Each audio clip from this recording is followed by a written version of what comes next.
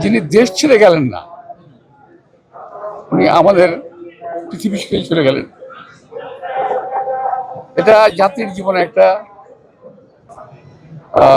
অত্যন্ত, আমি বলবো যে একটা একটা অধ্যায় সমাপ্তি হলো। যে অধ্যায়টা বাংলাদেশে আবার কখন ফেরত আসবে কিনা আমি জানি না। ঠিক আমরা লক্ষ্য করেছি, আমরা দেখেছি, আমরা অনুকরণ করার চেষ্টা করেছি।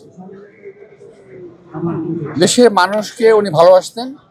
একই জিনিস দেখেন, উনি কিন্তু যখন জেলে গেছেন অনেক লোভনীয় প্রস্তাব ছিল ওনার কাছে।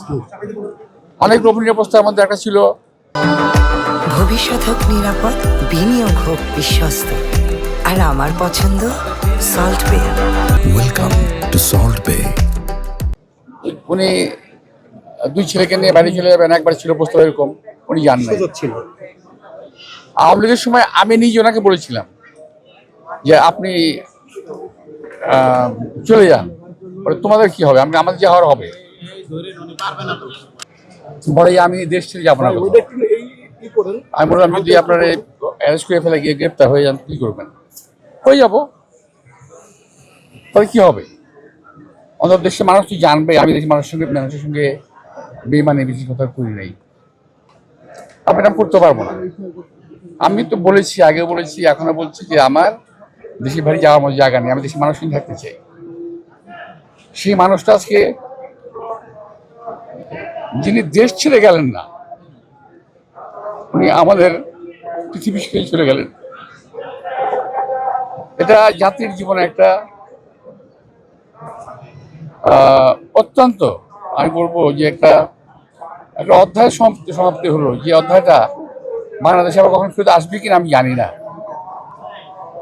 দেশ নীতিপ্রেম খেলা, যে দেশটাকে যারা ভালোবাসতেন, উনি তো বারবার বলেছেন যে আমার দেশের বাইরে আমাদের কোনো প্রভু নাই, আমাদের বন্ধু থাকতে পারে।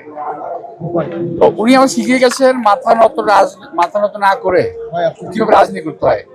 জেল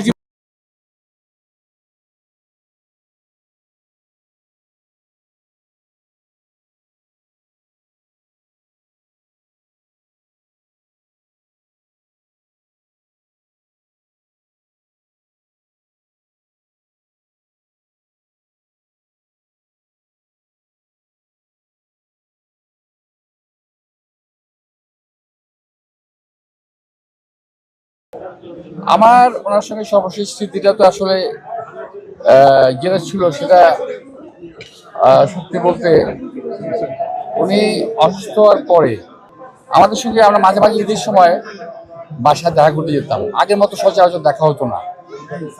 তো যখন ওনার সাথে দেখা করতে গিয়েছি, ওনার স্নেহমাখা কথাটা শুনেছি, ওনার মুখে ডাকটা শুনেছি, এবং সর্বশেষ আমি যখন দেখা করি ওনার হসপিটালে ভর্তি হওয়ার 23শে নভেম্বরের পরে, সম্ভবত 24-25 তারিখে আমি আমার স্ত্রী সহ যাই ওনার সাথে দেখা করতে। তো তখন বাইরে অনেক কথা বলছিল, উনি মারা গেছেন, আসলে না, উনি মারা যান নাই। উনি অসুস্থ ছিলেন, হসপিটালে ছিলেন, শ্বাসকষ্ট হচ্ছিল।